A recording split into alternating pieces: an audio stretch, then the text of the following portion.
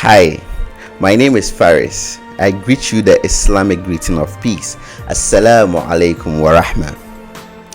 The concept of Islam is built on 5 key pillars. The proclamation of the oneness of Allah, that is La ilaha illallah, Muhammad Rasulullah, and the acknowledgement of Muhammad as the seal of prophet. Then you pray the 5 daily prayers, and on time. You fast in the month of Ramadan. You give out charity, and then if you can't afford, you go on the holy pilgrimage to Mecca to perform Hajj. The activity of fasting in Ramadan is characterized by the abstinence from food and water from dawn to dusk.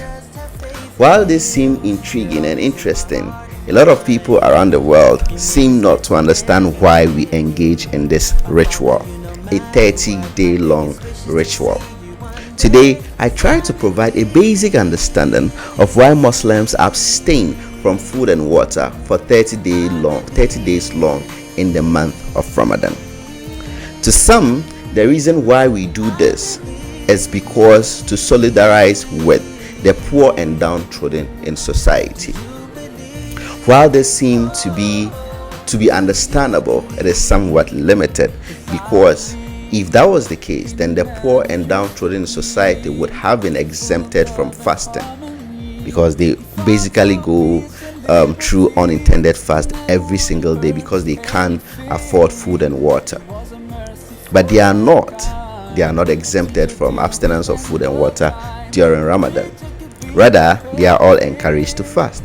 So you see, the understanding of this is deeper than what it seems.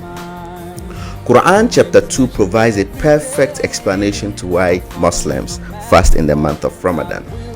Allah tells us in Quran chapter 2, Surah Al-Baqarah, that fasting has been prescribed for you as it has been prescribed for those before you, so that you may fast and attain taqwa. What it means is that the reason why we fast is to attain taqwa. Taqwa here means piety. It means attaining Allah's satisfaction. It means being in the good books of Allah. As Muslims, how do we attain taqwa? How do we attain the satisfaction of Allah? How do we attain piety? You would notice that it is during this month of Ramadan that Muslims engage in lots and lots of prayer. You'd also notice them making lots of zikr. Zikr is praises to Allah and His Messenger.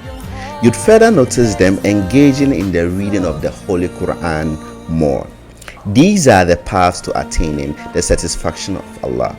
Away from that, you'd notice again that Muslims usually in this period extends hands of charity to the poor and downtrodden in society. You would find us usually inviting family, friends around to share meals with and make merry, usually at the end of the day when we are breaking our fast. We call it iftar.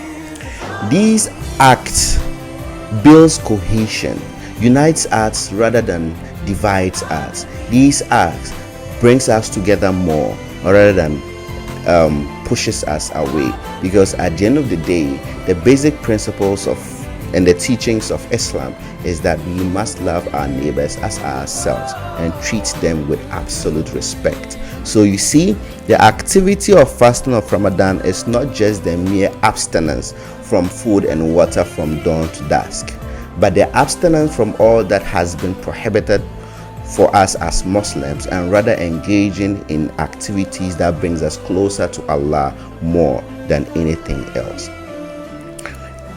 As Muslims, again, the month of Ramadan is the month we all pray and yearn for, because it is the month in which every act of worship or service to Allah is rewarded in double folds. Some would say 10 times folds.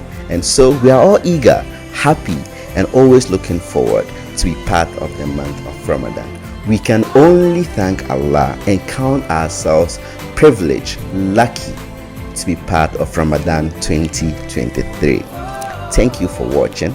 Jazakumullah khair. Assalamu alaikum wa rahmah.